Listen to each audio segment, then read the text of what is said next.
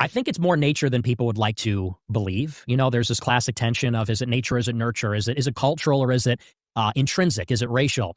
And I've always been on the latter side of this among conservatives. Conservatives like to say it's all culture. Black America is the way it is because of hip hop music and the Great Society and that kind of stuff.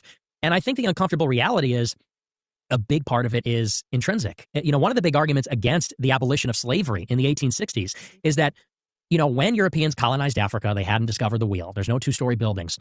There's no writing. There's no written language. Missionaries had to go to Africa in the last century and invent it for the African people because there's no recorded history. They didn't have writing.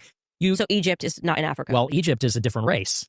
The Egyptians were not black. Okay, but you said when they went to Africa, so I just want to... The interior of Africa in the late 19th century. Scrambled for Africa. We're now knocking Egypt out of Africa. Well, Egypt is part of northern Africa, sub-Saharan Africa. You said Africa, so I'm being... But I'm not trying to get a gotcha. I'm just responding. You're saying Africa. Sure. Yeah. It's in Africa. It's Egypt. It's kind of ridiculous that there was no written language. Well, so I'm just trying to get you to sure. You know, Egyptians are not Africans. If I'm not pushing back, the internet will. So you know. Egyptians are not racial Africans. When I say African, I'm saying sub-Saharan African. Sub-Saharan, okay. Black people because it is a different race.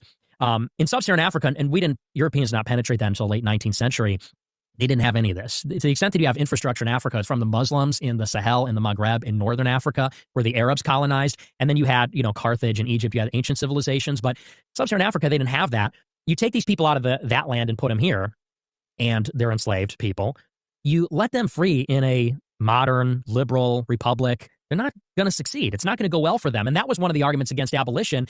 People said if you free them without any assimilation, without any kind of process for them to be acclimated, they're going to die. And that's exactly what happened. Many of like the bottom 10% of like the lowest IQ Africans just died off for generations. And it had a, you know, pardon the expression, but it had a eugenic effect because over time, if the weakest are dying off, that's one argument for why blacks in America have a standard deviation higher IQ than the blacks in sub-Saharan Africa. So, you know, so I do believe there is something intrinsic going on there. And what makes people uncomfortable about this is the idea that it's unchangeable.